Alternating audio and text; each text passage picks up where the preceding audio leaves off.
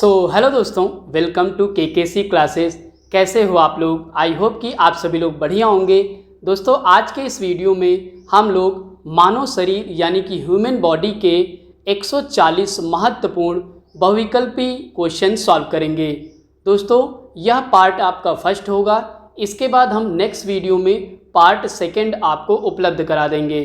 दोस्तों, वीडियो के लास्ट में आपको कमेंट करके बताना है कि आपने इसमें से कितने क्वेश्चन सही किए। ओके दोस्तों, तो आइए दोस्तों, देर न करते हुए चलते हैं अपने क्वेश्चनों की तरफ। आइए दोस्तों, क्वेश्चन नंबर 1 से शुरुआत करते हैं। दोस्तों, क्वेश्चन नंबर 1 है, भोजन का पाचन सबसे पहले कहाँ शुरू होता है? तो यहाँ पे दोस्तों आपका ऑप्शन बी सही हो जाएगा, यानी कि मुख से। दोस्तों, मुख में बहुत सी लार ग्रंथियाँ पाई जाती हैं। इन्हीं से दोस्तों टाइलिन एंजाइम रिलीज होता है और इसीलिए भोजन का पाचन सबसे पहले मुख से ही स्टार्ट हो जाता है। इसके बाद दोस्तों हम लोग चलते हैं नेक्स्ट क्वेश्चन पे। नेक्स्ट क्वेश्चन है क्वेश्चन नंबर 2, श्वसन के समय शरीर कौन सी गैस लेता है? तो यहाँ पे दोस्तों आपका ऑप्शन सी सही हो जाएगा, यानी कि ऑक्सीजन गैस श्वसन के समय शरीर एक्सेप्ट कर लेता है। इसके बाद हम लोग चलते हैं क्वेश्चन नंबर 3 पे। दोस्तों, क्वेश्चन नंबर तीसरा है, लाल रक्त कणिकाओं का मुख्य कार्य क्या होता है?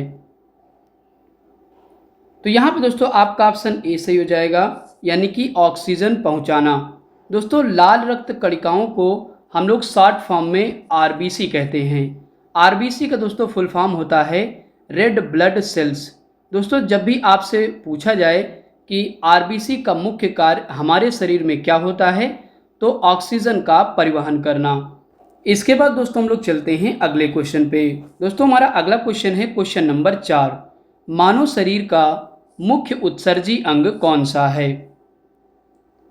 तो यहाँ पे दोस्तों आपका ऑप्शन सी सही हो जाएगा, यानी कि वृक्क। दोस्तों, वृक्क को हम लोग इंग्लिश में बोलते हैं किडनी। दोस्तों, जब भी आपसे पूछा जाए कि किडनी का मुख्य कार्य हमारे शरीर में क्या होता है, तो जितने भी विषैले यानी कि हानिकारक पदार्थ हमारे शरीर में बनते हैं, उनको दोस्तों किडनी क्या करती है, मूत्र के मार्ग से शरीर से बाहर निकाल देती है। इसके बाद हम लोग चलते हैं क्वेश्चन नंबर 5 पे। क्वेश्चन नंबर 5वां है, शरीर का नियंत्रण और समन्वय कौन सा तंत्र करता है? तो यहाँ पे दोस्तों आपका ऑप्शन बी सही हो जाएगा, यानी कि तंत्रिका तंत्र। दोस्तों, तंत्रिका तंत्र को इंग्लिश में बोलते हैं नर्वस सिस्टम। दोस्तों, क्वेश्चन मोस्ट इंपॉर्टेंट है, एक बार फिर से रिवाइज करेंगे। शरीर का नियंत्रण और समन्वय कौन सा तंत्र करता है? तो तंत्रिका तंत्र करता है। इसके बाद हम लोग चलते हैं क्वेश्चन नंबर 6 पे। क्वेश्चन नंबर 6 है, इंसुलिन हार्मोन किस ग्रंथि से निकलता है? तो यहाँ पे दोस्तों आपका ऑप्शन सी सही हो जाएगा, यानी कि आग्नेयाशय ग्रंथि से इंसुलिन हार्मोन निकलता है। दोस्तों, यहाँ से क्वेश्चन पूछा जाता है कि इंसुलिन हार्मोन की कमी से कौन सा रोग हो जाता है? तो इंसुलिन हार्मोन जब कम रिलीज होता है तो मधुमेह यानी कि डायबिटीज रोग हो जाता है। इसके बाद हम लोग चलते हैं क्वेश्चन नंबर 7 पे। दोस्तों, क्वेश्चन नंबर 7वां है, पुरुष जनन कोशिका क्या कहलाती है? तो यहाँ पे दोस्तों आपका ऑप्शन बी सही हो जाएगा, यानी कि शुक्राणु कहलाती है। इसके बाद हम लोग चलते हैं क्वेश्चन नंबर 8 पे। क्वेश्चन नंबर 8वां है, पित्त रस यानी कि बाइल जूस का निर्माण कहाँ होता है? तो यहाँ पे आपका ऑप्शन बी सही हो जाएगा, यानी कि यकृत में। दोस्तों, एक क्वेश्चन मोस्ट इंपॉर्टेंट है, कई बार एग्जाम में पूछा गया है। पित्त रस का निर्माण कहाँ होता है? यकृत यानी कि लीवर में होता है। इसके बाद दोस्तों हमारा अगला क्वेश्चन है क्वेश्चन नंबर 9। दोस्तों, क्वेश्चन नंबर 9 है, गैसों का आदान प्रदान फेफड़ों के किस भाग में होता है? तो यहाँ पे दोस्तों आपका ऑप्शन सी सही हो जाएगा, यानी कि एल्वियोली में गैसों का आदान प्रदान होता है। दोस्तों, कहीं कहीं एल्वियोलाई भी लिखा होता है, तो आपको कंफ्यूज नहीं होना है। इसके बाद हम लोग चलते हैं क्वेश्चन नंबर 10 पे। क्वेश्चन नंबर 10 है, रक्त का तरल भाग क्या कहलाता है? तो यहाँ पे आपका ऑप्शन बी सही हो जाएगा, यानी कि रक्त का तरल भाग प्लाज्मा कहलाता है। दोस्तों रक्त में प्लाज्मा 55% पाया जाता है, तो ध्यान रखिएगा। इसके बाद दोस्तों हम लोग चलते हैं क्वेश्चन नंबर 11 पे। क्वेश्चन नंबर 11 है, नेफ्रॉन किस अंग की कार्यात्मक इकाई होती है?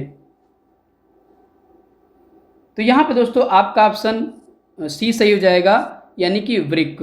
दोस्तों क्वेश्चन मोस्ट इंपॉर्टेंट है, एक बार फिर से रिवाइज करेंगे।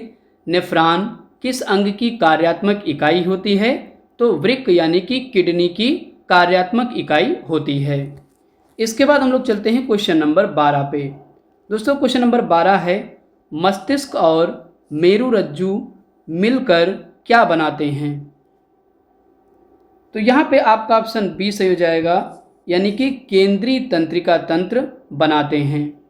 इसके बाद हम लोग चलते हैं क्वेश्चन नंबर 13 पे। क्वेश्चन नंबर 13 है, थायरॉक्सिन हार्मोन किस ग्रंथ से निकलता है? तो यहाँ पे आपका ऑप्शन ए सही हो जाएगा, यानी कि थायराइड ग्रंथ से थायरॉक्सिन हार्मोन निकलता है। इसके बाद दोस्तों हम लोग चलते हैं क्वेश्चन नंबर 14 पे। क्वेश्चन नंबर 14 है, निषेचन सामान्यतः कहाँ होता है? तो यहाँ पे आपका ऑप्शन बी सही हो जाएगा, यानी कि अंडवाहिनी में निषेचन होता है। दोस्तों अंडवाहिनी को इंग्लिश में बोलते हैं फैलोपियन ट्यूब। ओके दोस्तों क्वेश्चन मोस्ट इंपॉर्टेंट है, तो ध्यान रखिएगा। इसके बाद हम लोग चलते हैं क्वेश्चन नंबर 15 पे। दोस्तों क्वेश्चन नंबर 15 है, प्रोटीन का पाचन मुख्य रूप से कहाँ शुरू होता है? तो यहाँ पे दोस्तों आपका ऑप्शन बी सही हो जाएगा, यानी कि आमाशय में प्रोटीन का पाचन मुख्य रूप से शुरू हो जाता है। इसके बाद दोस्तों हमारा अगला क्वेश्चन है क्वेश्चन नंबर 16। दोस्तों क्वेश्चन नंबर 16 है, श्वसन की प्रक्रिया में कार्बन डाइऑक्साइड शरीर से किस अंग द्वारा बाहर निकलती है? तो यहाँ पे दोस्तों आपका ऑप्शन सी से हो जाएगा, यानी कि फेफड़े से CO2 बाहर निकलती है। इसके बाद चलते हैं क्वेश्चन नंबर 17 पे। क्वेश्चन नंबर 17 है, रक्त का थक्का बनने में किसका प्रमुख योगदान होता है?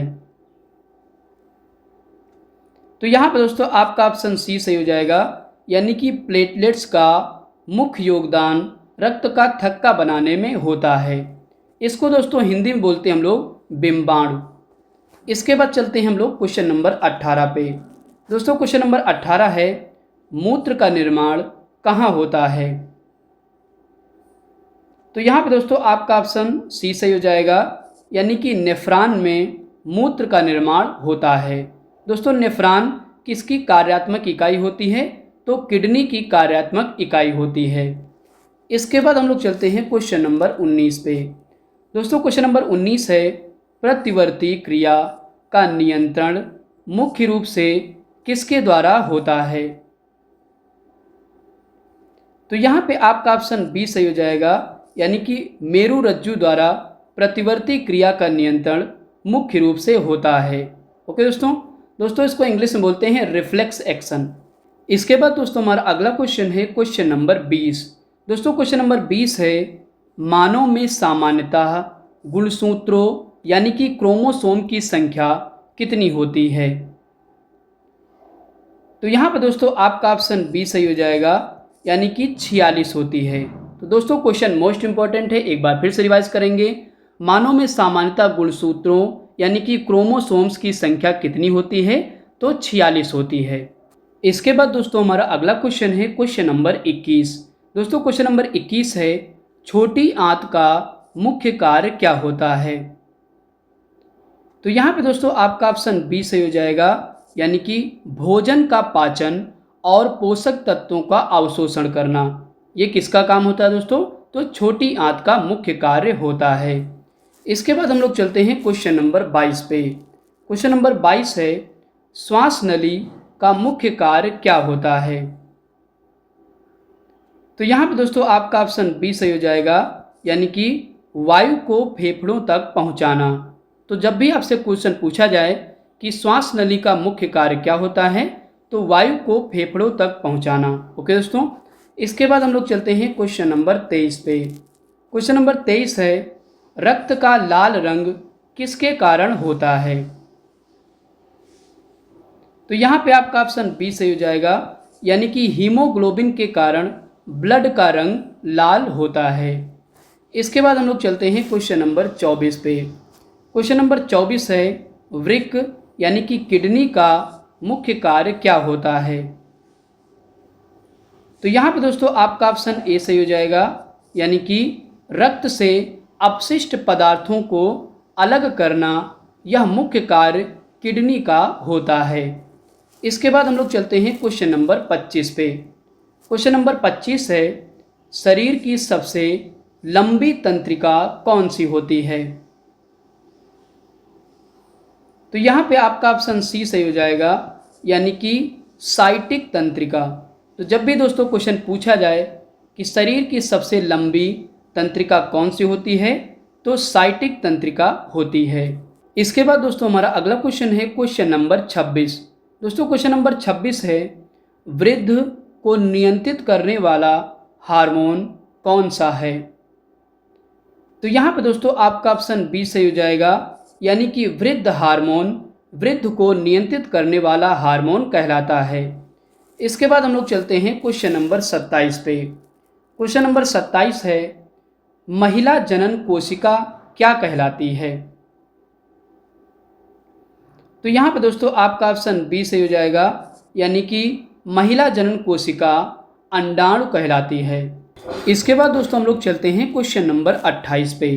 दोस्तों क्वेश्चन नंबर 28 है, कार्बोहाइड्रेट का पाचन सबसे पहले किस एंजाइम द्वारा शुरू होता है? तो यहाँ पे दोस्तों आपका ऑप्शन बी सही हो जाएगा, यानी कि लार में पाया जाने वाला एमाइलेज। दोस्तों एमाइलेज को ही टाइलिन एंजाइम कहते हैं। इसी के द्वारा कार्बोहाइड्रेट का पाचन सबसे पहले शुरू किया जाता है। इसके बाद हम लोग चलते हैं क्वेश्चन नंबर 29 पे। क्वेश्चन नंबर 29 है, श्वसन की क्रिया में डायफ्राम का क्या कार्य होता है? तो यहाँ पे आपका ऑप्शन बी सही हो जाएगा, यानी कि श्वास लेने और छोड़ने में सहायता करना। तो दोस्तों जब भी आपसे क्वेश्चन पूछा जाए कि श्वसन क्रिया में डायफ्राम का मुख्य कार्य क्या होता है, तो श्वास लेने और छोड़ने में ये सहायता करता है। इसके बाद हम लोग चलते हैं क्वेश्चन नंबर 30 पे। क्वेश्चन नंबर 30 है, श्वेत रक्त कणिकाओं यानी कि WBC का मुख्य कार्य क्या होता है? तो यहाँ पे दोस्तों आपका ऑप्शन बी सही हो जाएगा, यानी कि शरीर की रोगों से रक्षा करना, ये किसका मुख्य कार्य होता है? तो WBC का मुख्य कार्य होता है। दोस्तों WBC का फुल फॉर्म होता है वाइट ब्लड सेल्स। इसके बाद दोस्तों हम लोग चलते हैं क्वेश्चन नंबर 31 पे। क्वेश्चन नंबर 31 है, सामान्य व्यक्ति के शरीर में कितनी किडनी होती हैं? तो यहाँ पे दोस्तों आपका ऑप्शन बी से हो जाएगा, यानी कि 2 होती हैं। तो दोस्तों ये क्वेश्चन आपको आंसर सबको पता होगा क्योंकि बहुत ही आसान था। इसके बाद हम लोग चलते हैं क्वेश्चन नंबर 32 पे। क्वेश्चन नंबर 32 है, सोचने, याद रखने और निर्णय लेने का मुख्य कार्य किस अंग का है? तो यहाँ पे दोस्तों आपका ऑप्शन बी सही हो जाएगा, यानी कि सेरिब्रम, जिसको दोस्तों हम लोग प्रमस्तिष्क भी कहते हैं। तो सोचने, याद रखने और डिसीजन लेने का मुख्य कार्य किस अंग का होता है? तो सेरिब्रम यानी कि प्रमस्तिष्क का होता है। इसके बाद दोस्तों हमारा अगला क्वेश्चन है क्वेश्चन नंबर 33। दोस्तों क्वेश्चन नंबर 33 है, एड्रिलिन हार्मोन किस ग्रंथ से निकलता है? तो यहाँ पे दोस्तों आपका ऑप्शन बी सही हो जाएगा, यानी कि अधिवृक्क ग्रंथ से एड्रिलिन हार्मोन निकलता है। इसके बाद दोस्तों हम लोग चलते हैं क्वेश्चन नंबर 34 पे।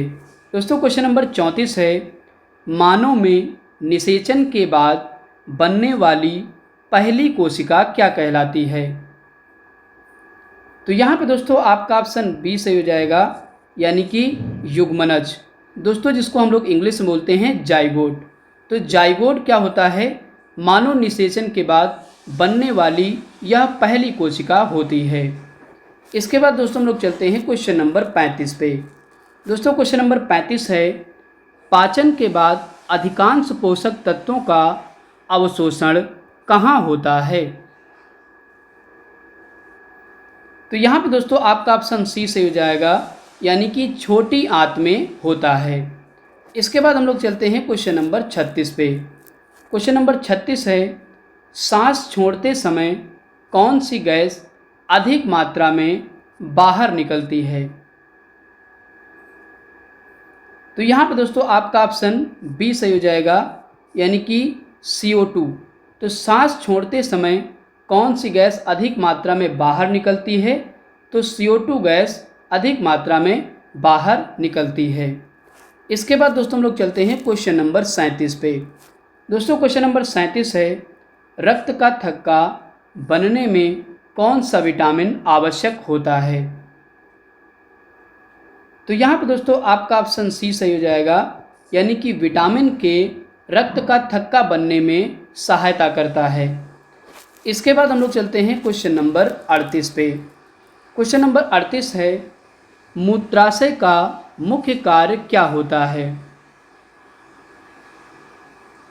तो यहाँ पे दोस्तों आपका ऑप्शन बी सही हो जाएगा, यानी कि मूत्र को कुछ समय तक संग्रहित करना।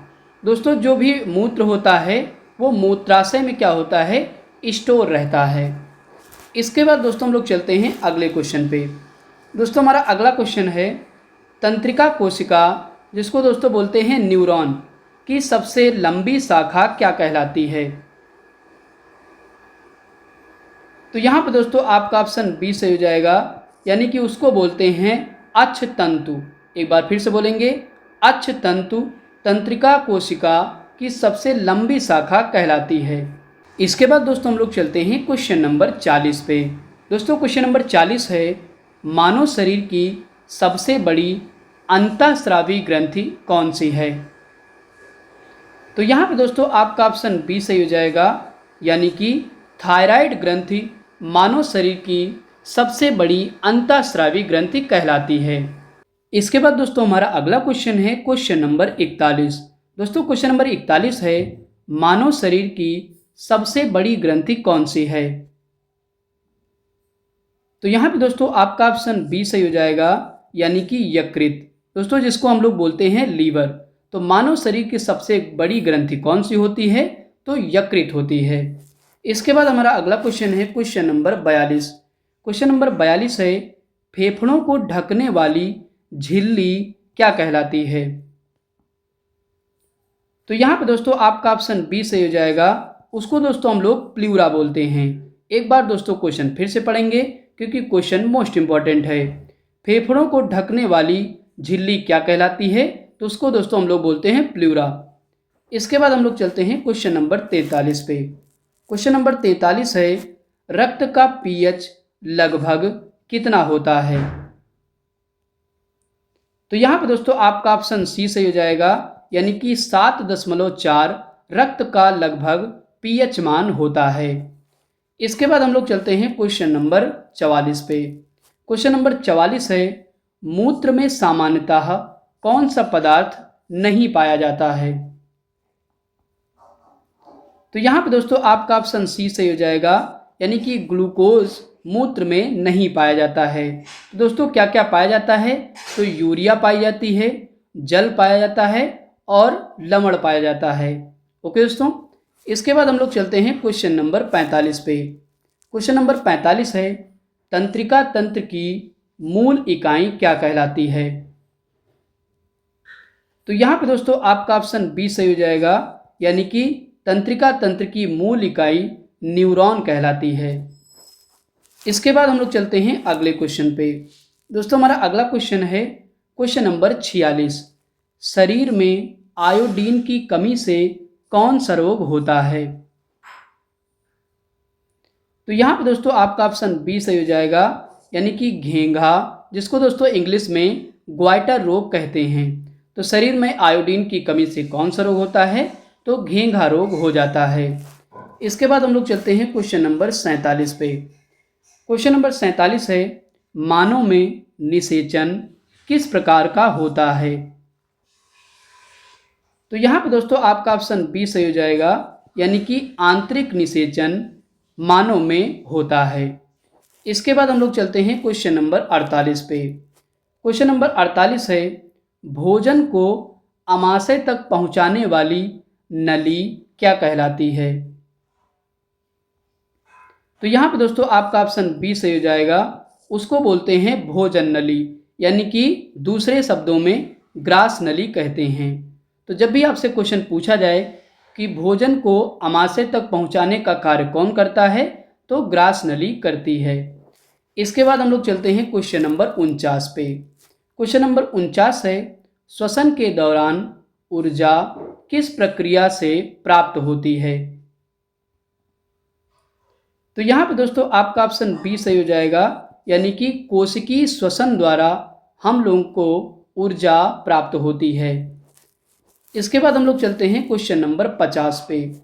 क्वेश्चन नंबर 50 है, रक्त समूह यानी कि ब्लड ग्रुप की खोज किस वैज्ञानिक ने की थी?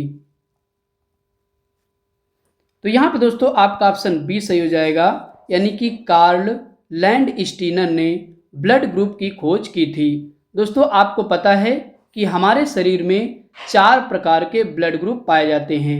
पहला है ए ग्रुप, दूसरा बी और तीसरा है ए बी और चौथा है ओ। तो इस तरीके से हमारे शरीर में 4 तरीके के ब्लड ग्रुप पाए जाते हैं। इसके बाद हम लोग चलते हैं क्वेश्चन नंबर 51 पे। दोस्तों क्वेश्चन नंबर 51 है, किडनी से मूत्र मूत्राशय तक किस नली द्वारा पहुंचता है?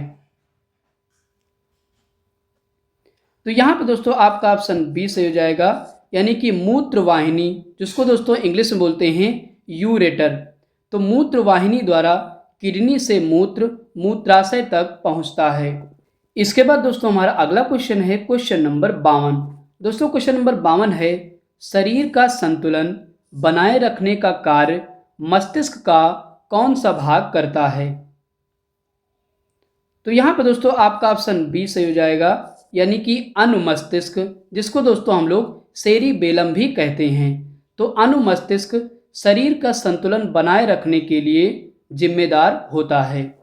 इसके बाद दोस्तों हम लोग चलते हैं क्वेश्चन नंबर 53 पे। क्वेश्चन नंबर 53 है, रक्त में शर्करा यानी कि ग्लूकोज की मात्रा को कौन सा हार्मोन कम करता है? तो यहाँ पे दोस्तों आपका ऑप्शन सी से हो जाएगा, यानी कि इंसुलिन हार्मोन रक्त में शर्करा की मात्रा को कम करता है या कंट्रोल करता है। इसके बाद हम लोग चलते हैं क्वेश्चन नंबर 54 पे। क्वेश्चन नंबर 54 है, मानव शरीर में सबसे बड़ी कोशिका कौन सी होती है? तो यहाँ पे दोस्तों आपका ऑप्शन बी सही हो जाएगा, यानी कि अंडाणु मानव शरीर की सबसे बड़ी कोशिका होती है। इसके बाद हमारा अगला क्वेश्चन है क्वेश्चन नंबर 55। दोस्तों क्वेश्चन नंबर 55 है, वसा यानी फैट का पाचन मुख्य रूप से कहाँ होता है? तो यहाँ पे दोस्तों आपका ऑप्शन सी सही हो जाएगा, यानी कि छोटी आंत में वसा का मुख्य रूप से पाचन होता है। इसके बाद हम लोग चलते हैं क्वेश्चन नंबर 56 पे। दोस्तों क्वेश्चन नंबर 56 है, श्वसन की दर सबसे अधिक कब होती है? तो यहाँ पे दोस्तों आपका ऑप्शन सी से हो जाएगा, यानी कि दौड़ते समय। जब दोस्तों आप दौड़ते हैं तो श्वसन की दर सबसे अधिक होती है। इसके बाद दोस्तों हमारा अगला क्वेश्चन है क्वेश्चन नंबर 57। दोस्तों क्वेश्चन नंबर 57 है, रक्त का कौन सा भाग रोगाणुओं को नष्ट करने के लिए एंटीबॉडी बनाता है? तो यहाँ पे दोस्तों आपका ऑप्शन सी सही हो जाएगा, यानी कि श्वेत रक्त कणिकाएं। दोस्तों इसको हम लोग शॉर्ट फॉर्म में WBC कहते हैं। इसका दोस्तों फुल फॉर्म होता है वाइट ब्लड सेल्स। तो जब भी आपसे पूछा जाए कि रक्त में कौन सा भाग रोगाणुओं को नष्ट करने के लिए एंटीबॉडी बनाता है, तो वहाँ पे आपका आंसर श्वेत रक्त कणिकाएं होगा। इसके बाद दोस्तों हम लोग चलते हैं क्वेश्चन नंबर 58 पे। क्वेश्चन नंबर 58 है, यूरिया का निर्माण मुख्य रूप से कहाँ होता है? तो यहाँ पे दोस्तों आपका ऑप्शन बी सही हो जाएगा, यानी कि यकृत में यूरिया का निर्माण मुख्य रूप से होता है। इसके बाद हम लोग चलते हैं क्वेश्चन नंबर 59 पे। क्वेश्चन नंबर 59 है, आंख से मस्तिष्क तक संदेश पहुंचाने वाली तंत्रिका कौन सी है? तो यहाँ पे दोस्तों आपका ऑप्शन बी सही हो जाएगा, यानी कि दृष्टि तंत्रिका, जिसको दोस्तों हम लोग बोलते हैं ऑप्टिक तंत्रिका। तो ये क्या करती है, आंख से मस्तिष्क तक संदेश पहुंचाने वाली तंत्रिका के रूप में काम करती है। इसके बाद हम लोग चलते हैं क्वेश्चन नंबर 60 पे। क्वेश्चन नंबर 60 है, मानव शरीर की मास्टर ग्रंथि किसे कहा जाता है?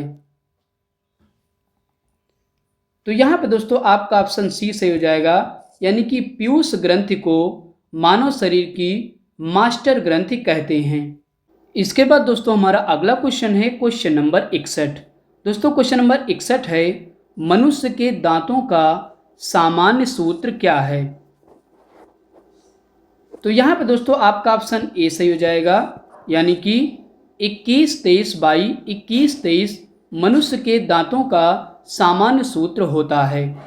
इसके बाद हम लोग चलते हैं क्वेश्चन नंबर 62 पे। दोस्तों क्वेश्चन नंबर 62 है, श्वसन के समय श्वास लेने की क्रिया क्या कहलाती है? तो यहाँ पे दोस्तों आपका ऑप्शन सी सही हो जाएगा, उसको दोस्तों बोलते हैं हम लोग अंतः श्वसन। एक बार फिर से पढ़ेंगे, श्वसन के समय श्वास लेने की क्रिया क्या कहलाती है? तो अंतः श्वसन कहलाती है। इसके बाद चलते हैं हम लोग क्वेश्चन नंबर 63 पे। क्वेश्चन नंबर 63 है, मानव हृदय में कितने कक्ष होते हैं? तो यहाँ पे दोस्तों आपका ऑप्शन सी सही हो जाएगा, यानी कि मानव हृदय में कक्ष या चैम्बर 4 होते हैं। इसके बाद दोस्तों हम लोग चलते हैं क्वेश्चन नंबर 64 पे। दोस्तों क्वेश्चन नंबर 64 है, मानव शरीर में बनने वाला मुख्य नाइट्रोजन युक्त अपशिष्ट पदार्थ कौन सा होता है? तो यहाँ पे दोस्तों आपका ऑप्शन बी सही हो जाएगा, यानी कि यूरिया। ओके दोस्तों, तो इस क्वेश्चन को आप ध्यान रखिएगा। इसके बाद हम लोग चलते हैं क्वेश्चन नंबर 65 पे। दोस्तों क्वेश्चन नंबर 65 है, तंत्रिका आवेग किसके द्वारा एक न्यूरॉन से दूसरे न्यूरॉन तक पहुंचता है? तो यहाँ पे दोस्तों आपका ऑप्शन ए सही हो जाएगा, यानी कि सिनेप्स द्वारा तंत्रिका आवेग एक न्यूरॉन से दूसरे न्यूरॉन तक पहुंचता है। इसके बाद दोस्तों हम लोग चलते हैं क्वेश्चन नंबर 66 पे। थायरॉक्सिन हार्मोन के निर्माण के लिए कौन सा खनिज आवश्यक है? तो यहाँ पे दोस्तों आपका ऑप्शन बी सही हो जाएगा, यानी कि आयोडीन आवश्यक है। दोस्तों क्वेश्चन मोस्ट इंपॉर्टेंट है, एक बार हम लोग फिर रिवाइज करेंगे। थायरॉक्सिन हार्मोन के निर्माण के लिए कौन सा खनिज आवश्यक है? तो आयोडीन आवश्यक है। इसके बाद हम लोग चलते हैं क्वेश्चन नंबर 67 पे। क्वेश्चन नंबर 67 है, मानव भ्रूण का विकास मुख्यतः कहाँ होता है? तो यहाँ पे दोस्तों आपका ऑप्शन सी सही हो जाएगा, यानी कि गर्भाशय में मानव भ्रूण का विकास मुख्यतः होता है। इसके बाद दोस्तों हमारा अगला क्वेश्चन है क्वेश्चन नंबर 68। क्वेश्चन नंबर 68 है, पाचन में पित्त रस का मुख्य कार्य क्या होता है? तो यहाँ पे दोस्तों आपका ऑप्शन बी सही हो जाएगा, यानी कि वसा का इमल्सीकरण करना पित्त रस का मुख्य कार्य होता है। दोस्तों यहाँ पे एक शब्द आया है इमल्सीकरण। इमल्सीकरण का मतलब होता है वसा को छोटे छोटे टुकड़ों में तोड़ना। इसके बाद दोस्तों हमारा अगला क्वेश्चन है क्वेश्चन नंबर 69। क्वेश्चन नंबर 69 है, सांस छोड़ते समय डायफ्राम की स्थिति कैसी होती है? तो यहाँ पे दोस्तों आपका ऑप्शन सी सही हो जाएगा, यानी कि ऊपर की ओर उठता है। तो जब भी क्वेश्चन किया जाए कि सांस छोड़ते समय डायफ्राम की स्थिति कैसी होती है, तो वह ऊपर की ओर उठता है। इसके बाद हम लोग चलते हैं क्वेश्चन नंबर 70 पे। क्वेश्चन नंबर 70 है, मानव शरीर की सबसे बड़ी रक्त वाहिका कौन सी है? तो यहाँ पे दोस्तों आपका ऑप्शन बी सही हो जाएगा, यानी कि महाधमनी। दोस्तों इसको इंग्लिश में बोलते हैं एओर्टा। एओर्टा क्या है? मानव शरीर की सबसे बड़ी रक्त वाहिका में से एक है। इसके बाद हम लोग चलते हैं क्वेश्चन नंबर 71 पे। क्वेश्चन नंबर 71 है, वृक्क का बाहरी भाग क्या कहलाता है? तो यहाँ पे दोस्तों आपका ऑप्शन बी सही हो जाएगा, यानी कि कॉर्टेक्स। कॉर्टेक्स दोस्तों किडनी का बाहरी भाग कहलाता है। इसके बाद हम लोग चलते हैं क्वेश्चन नंबर 72 पे। क्वेश्चन नंबर 72 है, शरीर के तापमान का नियंत्रण मस्तिष्क का कौन सा भाग करता है?